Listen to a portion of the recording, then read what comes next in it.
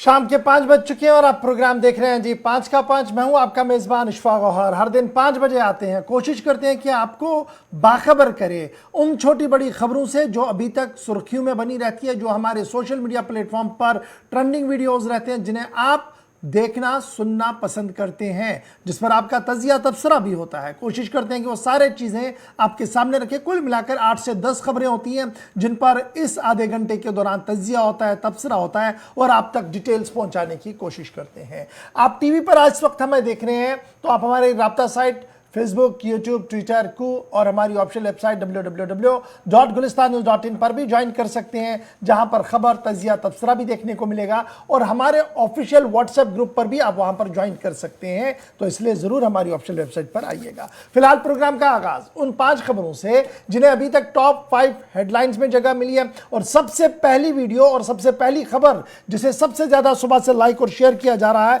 वो कौन सी है, वो आपके टीवी चैनल पर आ चुकी है। मामला मीरवाइज मौलवी मोहम्मद उमर फारूक, जो पिछले कई सालों से मुसलसल घर के अंदर नजरबंद थे, यानी 2019 से आज तक वो नजरबंद थे।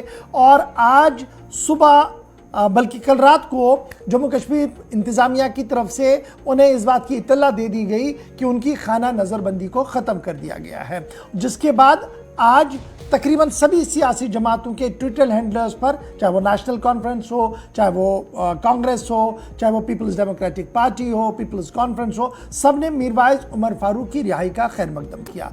उमर, महबूबा, सज्जाद गनी लोन समेत अल्ताफ बुखारी और दीगर जमातों के लीडरों ने बाद में मीडिया के सवालों का भी जवाब दिया, जिस दौरान उन्होंने कहा कि जम्मू कश्मीर इंतजामिया का बेहतर कदम जरूर ये हो सकता है, लेकिन अभी भी नौजवान जेलों के अंदर नजरबंद हैं जिनकी रिहाई को यकीनी बनाना होगा। वहीं पर मीरवाइज आज वहीं घर से निकले और जामिया मस्जिद श्रीनगर पहुंचे तो मंजर देखने लायक था। मीरवाइज मौलवी उमर फारूक मेंबर पर चढ़ने से पहले भी रोए और उसके बाद भी एक बार फिर अवाम को सामने देखते हुए रो पड़े, जिसके बाद उन्होंने एक बार फिर अपने मौक़िफ़ को दोहराते हुए कहा कि जम्मू कश्मीर मुतनाज़ा मामला है, हल करना ज़रूरी है, जंग से नहीं बातचीत से मसले का हल निकल सकता है। मीरवाइज मौलवी उमर फारूक का मामला जो सबसे ज़्यादा सुबह से सुर्खियों के अंदर था। और अब आते हैं दूसरी अहम और बड़ी खबर पर। दूसरा मामला राहुल गांधी। आज एक बार फिर राहुल गांधी सुर्खियों के अंदर है, क्योंकि राहुल गांधी ने पार्लियामेंट के इजलास में अहम तरीन बिल जिसमें ख़वातीन को खसूसी रिजर्वेशन मिली है, 33% रिजर्वेशन को मंजूरी मिली लोकसभा और राज्यसभा से। अगरचे इसके इतलाक़ में भी कुछ वक्त है, क्योंकि हदबंदी का अमल मुकम्मल होना है, उसके बाद इसका इतलाक़ पूरे मुल्क के अंदर होगा, पार्लियामेंट के अंदर होगा, लोकसभाओं पर होगा। लेकिन आज राहुल गांधी मैदान में उतरे, मीडिया के सवालों का जवाब दिया, जिस दौरान सरकार के मंशा पर सवाल उठाया, ओबीसीज का मामला भी उठाया और बीच वाले वक्फे पर सवाल उठाते हुए कहा कि ये तो सिर्फ ये तो अभी सिर्फ ऐसा लग रहा है कि खिला को पूरा करने की कोशिश की गई है। बहरहाल अवाम सब कुछ जानती है और उन्हें पता है कि बीजेपी और उनकी हम ख्याल जमातें किस तरीके से अवाम कुछ फैसले करती है, लेकिन ऐवान के अंदर हम खवातीन के साथ थे, इसलिए बिल का साथ भी ज़रूर दिया। राहुल गांधी का आज का बड़ा बयान सामने आया और ये साफ हुआ कि बिल पास होने के बाद कहीं ना कहीं कांग्रेस की आदत के अंदर भी तरह तरह के सवाल आते हैं जो एक के बाद एक पूछे जा रहे हैं सरकार से। चलिए जनाब, तीसरी खबर पर आते हैं। यह भी बड़ी दिलचस्प और अहम खबर है तीसरी खबर, क्योंकि इस खबर का ताल्लुक सूबा जम्मू से है, लेकिन जम्मू कश्मीर के अंदर प्रदेश कांग्रेस कमेटी की तरफ से पहले ही इस बात का ऐलान किया गया था कि आज जम्मू के अंदर उनकी पार्टी के बाहर एक एहतजाजी धरना दिया जाएगा। और इस धरने की क़यादत आज प्रदेश कांग्रेस कमेटी के सदर की तरफ से की गई और प्रदेश कांग्रेस कमेटी के सदर वकार रसूल वानी समेत कांग्रेस के कई लीडरों ने आज इस धरना प्रदर्शन में शमूलियत की, जिसमें लेफ्टिनेंट गवर्नर मनोज सिन्हा समेत मरकजी हुकूमत को आड़े हाथों ले लिया गया। मरकजी हुकूमत पर ताबड़तोड़ हमले करते हुए कहा गया कि न तो गैस सस्ता हुआ, ना ही खाने पीने की अशिया को कंट्रोल में रखा गया और रोजगार तो दूर दूर तक कहीं दिख ही नहीं रहा है। वहीं पर जम्मू कश्मीर इंतजामिया पर भी पलटवार करते हुए आज मुजाहिरीन ने इस बात का इल्ज़ाम लगाया कि कि जम्मू कश्मीर के हालात का डोल तो काफ़ी अच्छा बजाया जा रहा है, लेकिन ज़मीनी सूरत हाल कुछ अलग है जिसे पूरे मुल्क से छुपाया जा रहा है। कांग्रेस लीडरों ने आज एहतजाज के दौरान इस बात को दोहराया। एहतजाज जम्मू के अंदर हुआ था, तस्वीरें आप जम्मू की देख रहे हैं, जो एहतजाज आज JKPCC के सदर वकार रसूल वानी की सदारत में मुनक्किद हुआ था। चौथी और अहम खबर पर आते हैं और यह खबर जम्मू से ही है, क्योंकि आज एयरफोर्स का दिन था और एयरफोर्स ने आज जम्मू के अंदर अपना पूरा करतब दिखाने की कोशिश की। आज सुबह जम्मू के एयरबेस पर लेफ्टिनेंट गवर्नर मनोज सिन्हा जो मेहमान खुसूसी थे, उनकी मौजूदगी में आज का दिन मनाया गया और एयरफोर्स ने आज जहां अपने जो ऑलरेडी शेड्यूल्ड उनका प्रोग्राम था, एयर शो था जो था, उसमें तरह तरह के करतब दिखाने की कोशिश की। जो सामीन वहां पर मौजूद थे उनकी दाद लेने की कोशिश की, लेकिन इस पूरे प्रोग्राम के दौरान बारिश हुई जिसकी वजह से कुछ मामला अटका भी बीच में। ताहम आज का प्रोग्राम जो था इसमें MI-17 हेलीकॉप्टर के अलावा कुछ दीगर चीज़ें शामिल थी। ताहम एयरफोर्स के जवानों और एयरफोर्स के जो कमांडर्स हैं उन्होंने जहाँ जवानों की हौसला अफजाई की, वहीं पर यह भी माना जा रहा है कि जो 75 साल से ज़्यादा वक्त जम्मू कश्मीर रियासत का भारत के साथ इल्हाक का हुआ और उस वक्त भी एयरफोर्स का एक मेजर रोल था, उसी की याद में इस तकरीब का एहतमाम जम्मू के अंदर किया गया था। और पांचवी अहम खबर पर आते हैं और ये खबर यात्रा के हवाले से है और ये यात्रा गांदरबल इलाके के अंदर आज शुरू हुई है। इंतहाई सख्त तरीन सिक्योरिटी बंदोबस्त के बीच 15वीं सालाना हरमुग गंगबल यात्रा का आगाज आज जिला गांदरबल के अंदर हुआ और जिला गांदरबल के अंदर जिला तरक्याती कमिश्नर गांदरबल ने बाज़ाब्ता तौर पर हरी झंडी दिखाकर कश्मीरी पंडितों की इस यात्रा को रवाना कर दिया है। हरमुग गंगबल यात्रा तकरीबन 3570 मीटर की बुलंदियों पर है और नारानाग इलाके से होते हुए यह यात्रा आगे बढ़ रही है। और आज जहां इस यात्रा को रवाना कर दिया गया, वहीं पर डायरेक्टर जनरल पुलिस ने अज खुद फिजाई मुआयना करते हुए भी इस यात्रा की सिक्योरिटी और दीगर मामलों के हवाले से खुद जानकारी ली थी। तस्वीरें आप गांदरबल की देख रहे हैं, जहां पर आज इस यात्रा को हरी झंडी दिखाकर रवाना कर दिया गया। चलिए जनाब, ये थी जनाब वो 5 खबरें जिन्हें अभी तक आपने हमारे सोशल मीडिया प्लेटफॉर्म पर सबसे ज्यादा देखा, लेकिन बात दोस्ती की हुई है, बात अमन की हुई है, तो जरा बात उस मुआहिदे की भी करते हैं जिसे इंडस वाटर ट्रीटी कहते हैं, सिंध-तास आबी मुआहिदे की बात करते हैं, जिसको लेकर भारत और पाकिस्तान आज एक बार फिर आमने सामने है। इंडस वाटर ट्रीटी का मामला, भारत और पाकिस्तान के मंदूबीन ने आज उस बैनुल-अक़वामी अदालत के अंदर अपनी हाजिरी को यकीनी बनाया, जहां पर भारत की दरख्वास्त पर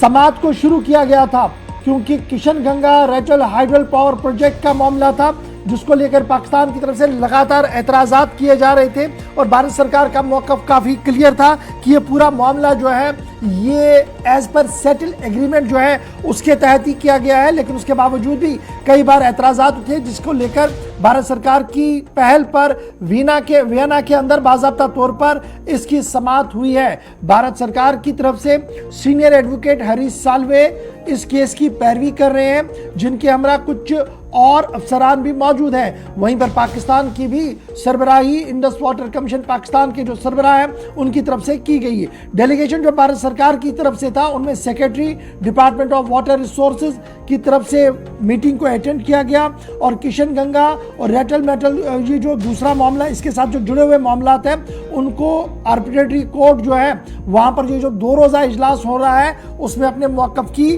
वजाहत कर दी है। पाकिस्तान और भारत इससे पहले भी सिंध-तास आबी मुआहिदे पर आमने सामने आ चुके हैं। भारत की तरफ से एक खत भी लिखा गया है जिसमें यह कहा गया था कि कुछ शिक्के ऐसी है जिनको तब्दील करने का वक्त आ गया है, ताहम अभी पाकिस्तान की तरफ से इस पर कोई भी मौक़िफ़ सामने नहीं आया था। इसके बाद मामला एक बार फिर इंटरनेशनल कोर्ट के अंदर चला गया है और भारत सरकार की पहल पर इसकी समाअत इस वक्त वियना हरियाणा के अंदर जारी है, जिस दौरान आज भारत के सीनियर वकील हरीश साल्वे की तरफ से बुनियादी पॉइंट जो है वो अदालत के सामने रखे गए हैं और कल ये मामला जो है पाकिस्तान का होगा, पाकिस्तान अपना मौक़िफ़ रखेगा। उसके बाद देखना होगा कि इंटरनेशनल कोर्ट से क्या कुछ इस पूरे मामले पर आएगा। अब ये मामला है क्या, किशन गंगा पावर प्रोजेक्ट ये बन रहा है चिनाब वादी के अंदर और इसको लेकर दोनों मुल्कों ने अपना अपना मौक़िफ़ इससे पहले भी सामने रखा था।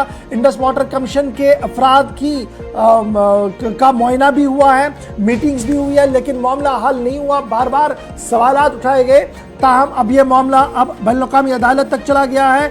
आज और कल वहां पर समाअत होनी है। आज हरीश साल्वे की तरफ से अपना मौक़िफ़ वहां पर रखा गया, भारत सरकार का मौक़िफ़ रखा गया है। कल पाकिस्तान की बारी होगी किशन गंगा पावर प्रोजेक्ट के मामले पर, उनके एतराज़ात और भारत का जो मौक़िफ़ होगा वो किस तरीके से होगा उस पर हमारी नज़र रहेगी। आपको पल पल का अपडेट ज़रूर करेंगे। Kishan Ganga power hydel project का मामला बैनुल-अक़वामी अदालत तक दोबारा पहुंच चुका है।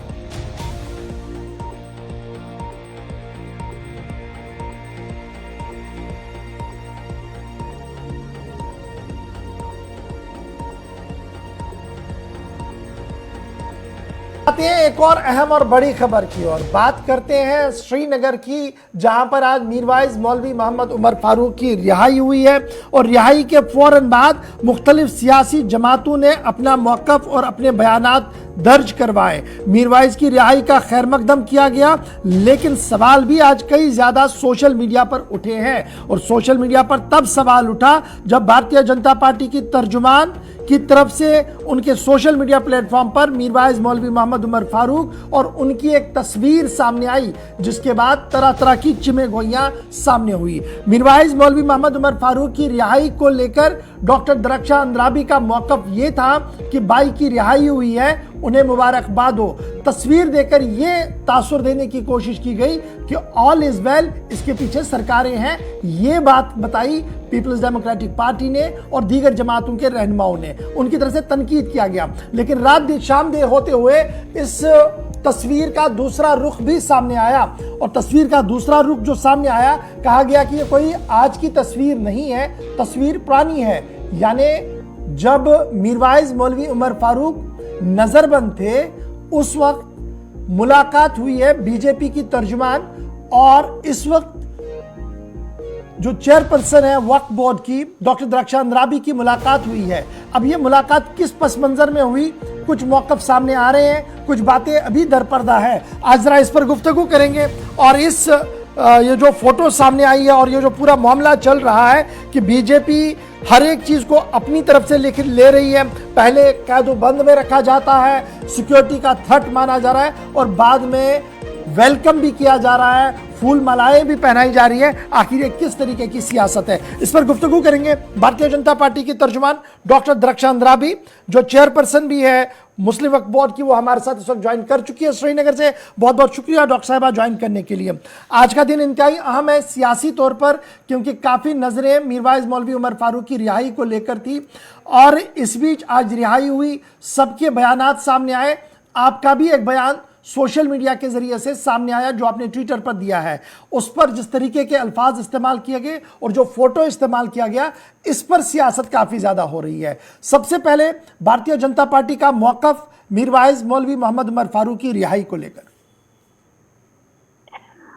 देखिए, हमने उसी वक्त जब मीरवाइज साहब की रिहाई का पैगाम आ गया, हमने अपने भाई को सीधे ही मुबारकबाद, जैसे बाकी लीडरान वो तो लीडर हुए, हम तो एक बहन की तरह जैसे मुबारकबाद देना चाहिए था तो हमने दिया।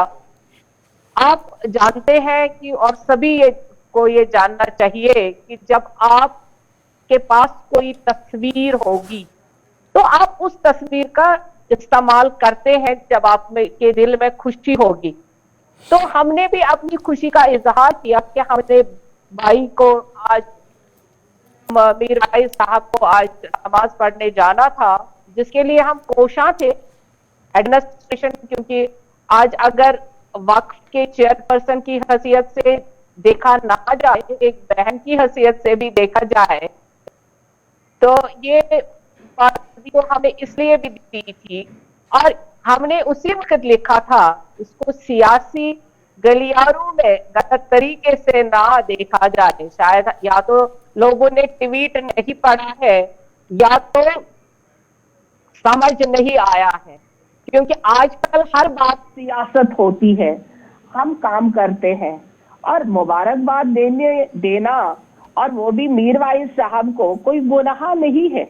ये रिलेशन चेयरपर्सन और मीरवाइज का ऐसे ही नहीं, ये सिर्फ बहन भाई का रिलेशन भी है। हमने वाजिया तौर पे वैसे ही कहा था। अच्छा डॉक्टर साहबा, थोड़ी देर पहले मैं देख रहा था, कुछ और तस्वीरें भी आ रही हैं और ये कहा जा रहा है कि ये तस्वीर पुरानी है, जब मीरवाइज साहब घर में नजरबंद थे। तो कब की ये तस्वीर है, थोड़ा क्लियर कीजिएगा, क्या ये ताज़ा तस्वीरें हैं या पुरानी तस्वीरें हैं? और जब मीरवाइज साहब वाकईतन घर में नजरबंद थे और बीजेपी सिक्योरिटी थ्रेट इसे मान रही थी, क्या उस वक्त की मुलाकात हुई है? देखिए, तस्वीर कभी पुरानी नहीं होती है। तस्वीर जब आप देखते हैं, तस्वीर नई रहती है, और तस्वीर अपने आप में एक नया रूह फूंक देती है। और बीजेपी की ये बात नहीं है, ये सरकार की बात है। हम गए और बात की, तस्वीर भी आई, और तस्वीर जब आई हमारे पास थी, सुबह हमें खुशी हुई तो हमने तस्वीर को ट्वीट किया। इसलिए सियासत यानी ये तस्वीर आज की नहीं है, ये भी आप मान रहे हैं कि आज की तस्वीर नहीं है? ये नहीं, आज की तस्वीर तो ये है नहीं। ये तस्वीर जब भी देखी जाएगी उस दिन ये नहीं होगी।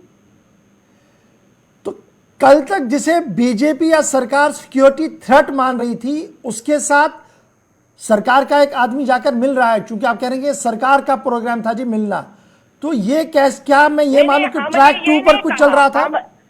अशफाक साहब, हमने सरकार का वो नहीं कहा कि हमने मिलना था, हमने कहा भाई बहन का मिलना था। हमने तो कतई नहीं कहा कि सरकार का मिलना था।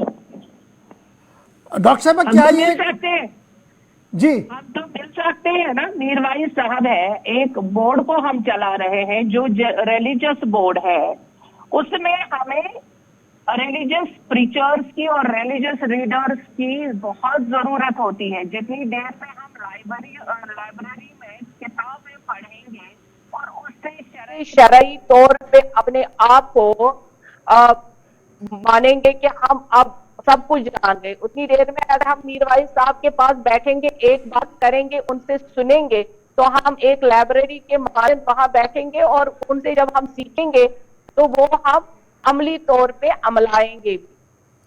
अच्छा, ये जो मीटिंग हुई थी, ये बहस चेयरपर्सन वक्फ हुई थी या बहस तर्जुमान भारतीय जनता पार्टी? भारतीय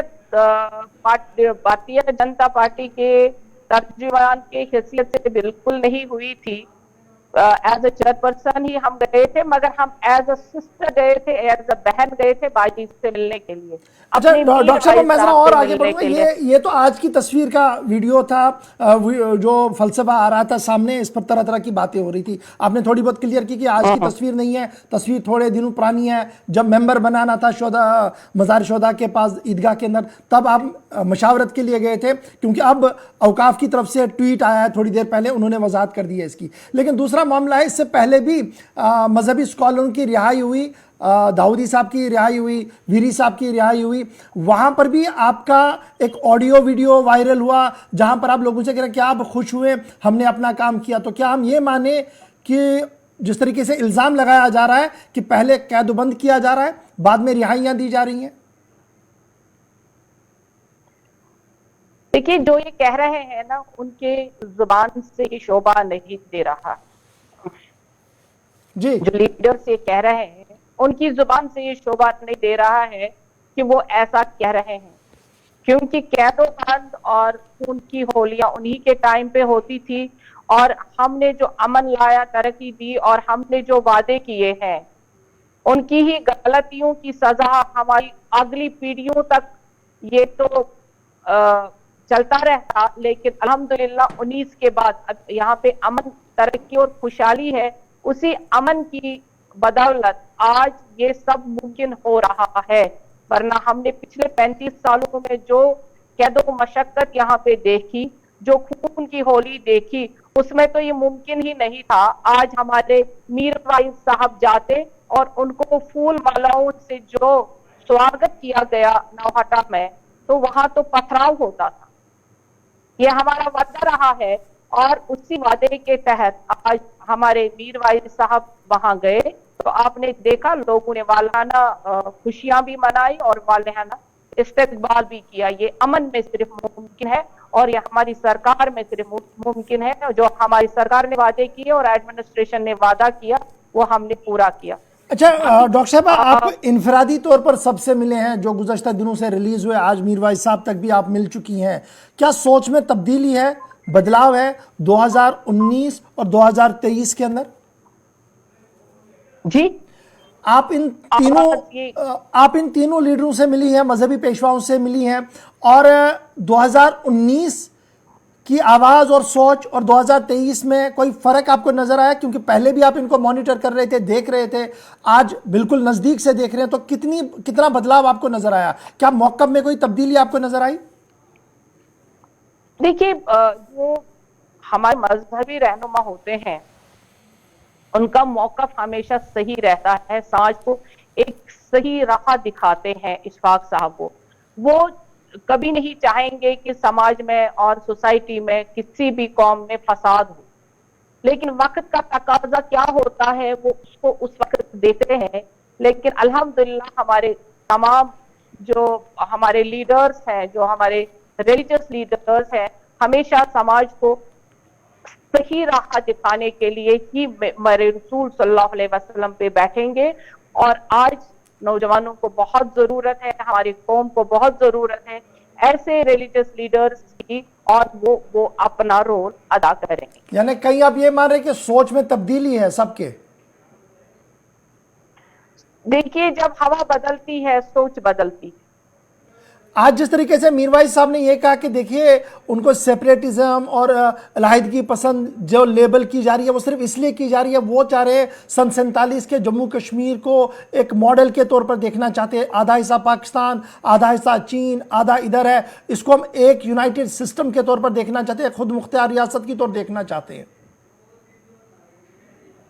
देखिए, मीरवाइज साहब ने जो आज खुतबा पेश किया वो तो खुशायन है, और उनकी अपनी सोच है, उनका अपना एक विजन है, उस विजन के तहत उन्होंने खुतबा दिया है। उन्होंने जैसे वहां पे फरमाया, तो हम ये चाहेंगे कि आगे आगे इंशाअल्लाह रहमान बहुत अच्छी चीजें हमें और बहुत अच्छी बातें हमें सुनने को मिलेंगी, जिससे हमारा समाज और मज़ाकरात की वकालत उन्होंने आज जबरदस्त अंदाज में की है 4 साल के बाद दोबारा मेंबर से। लेकिन जब हम उस मुज़ाकरात को नेशनल हुकअप पर देखते हैं तो वो मुज़ाकरात बीजेपी की लेवल में बिल्कुल भी मुमकिन नहीं हो। कह रहे हैं कि जनाब ये तो पॉसिबल ही नहीं है, आज के टेन्योर में ये हो ही नहीं सकता है।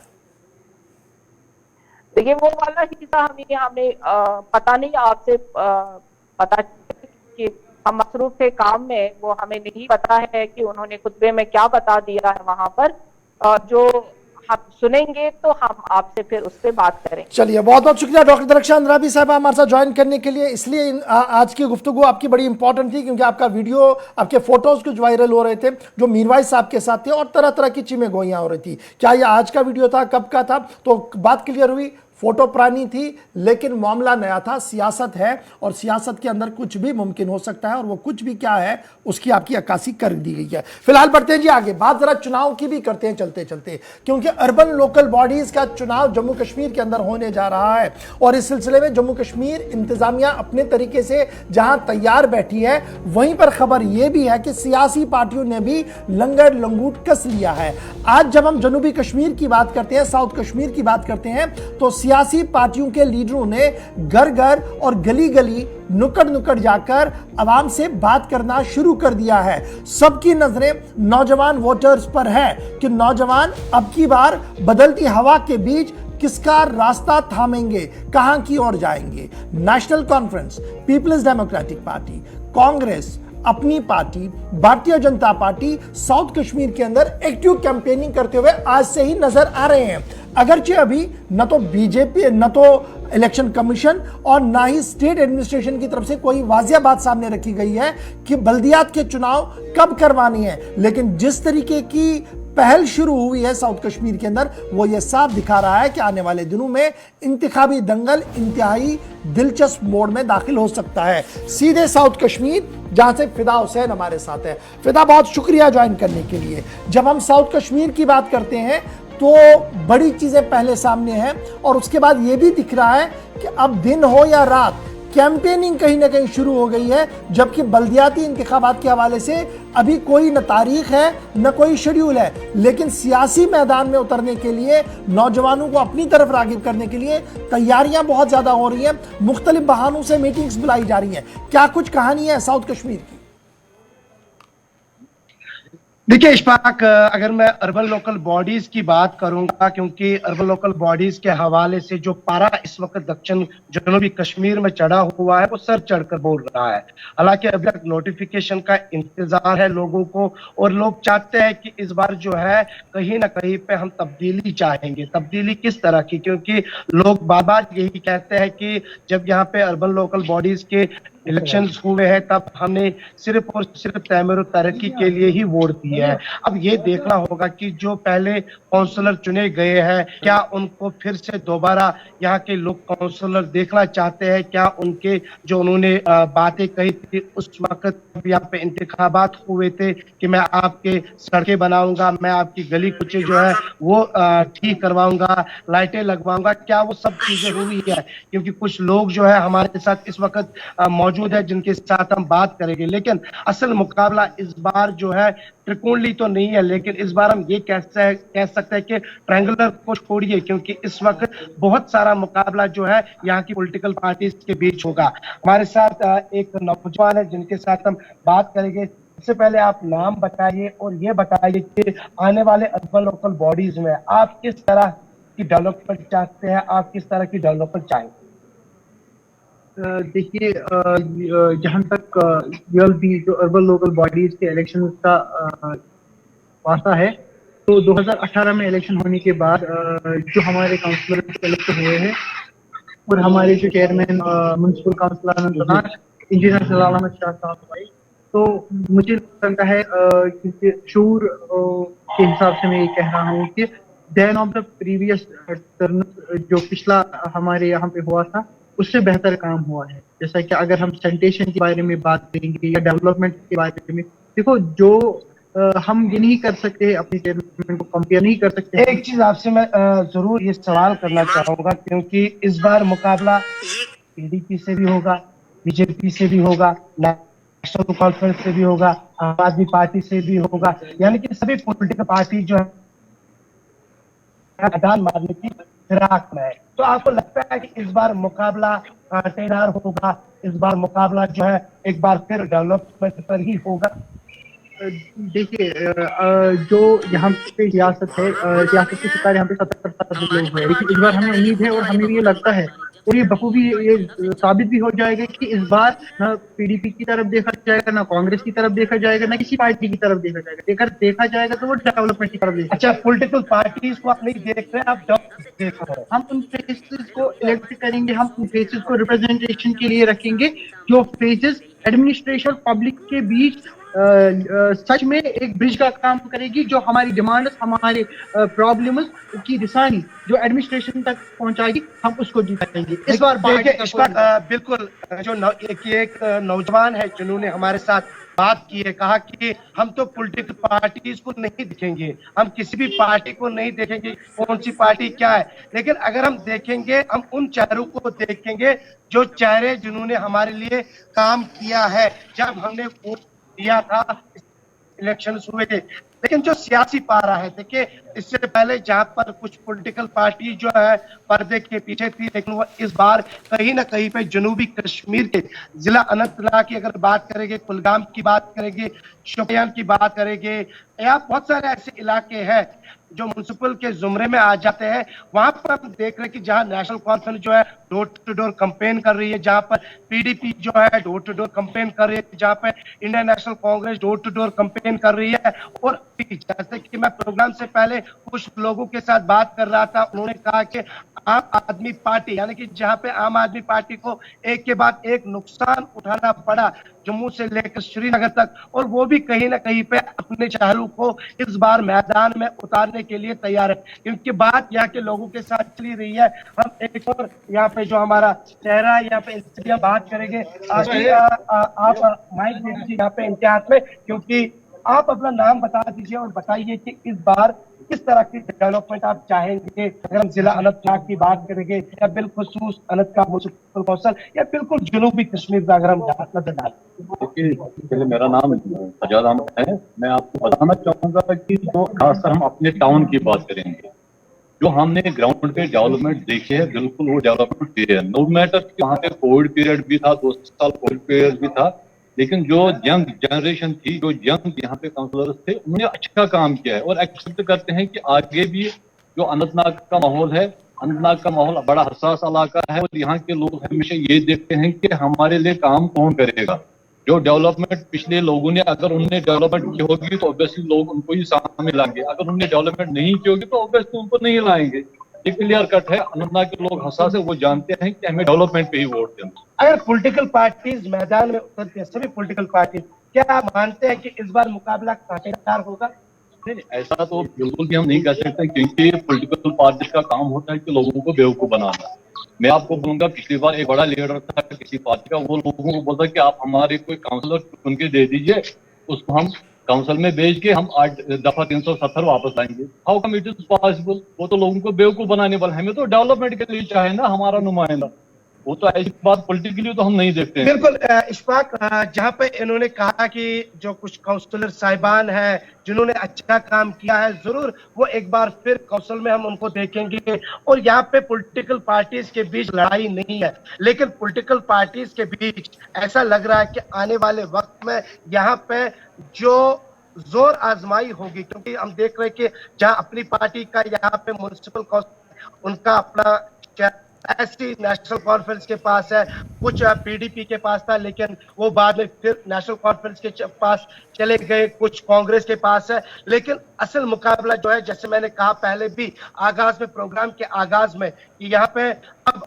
अपनी पार्टी के साथ साथ नेशनल कॉन्फ्रेंस। चलिए, बहुत बहुत शुक्रिया हमारे साथ फिदा हुसैन ज्वाइन करने के लिए कि मुख्तलिफ पार्टियों के बीच मुकाबला आराई होगी, लेकिन सवाल ये है कि अभी शेड्यूल कहीं नहीं है, अभी कहीं पर भी सरकारी तौर पर कोई ऐलान नहीं है, लेकिन सियासी जमातों ने अपने अपने लीडर्स को, अपने अपने चेहरों को गिनवाना शुरू कर दिया है और अपनी ओर खींचने की हर मुमकिन कोशिश की जा रही है। फिलहाल प्रोग्राम 5 के 5वें इस वक्त मेरे साथ बस इतना ही। आप बने रहेगा हमारे साथ। छोटा सा ब्रेक होगा और ब्रेक के उस पार ग्राउंड रिपोर्ट।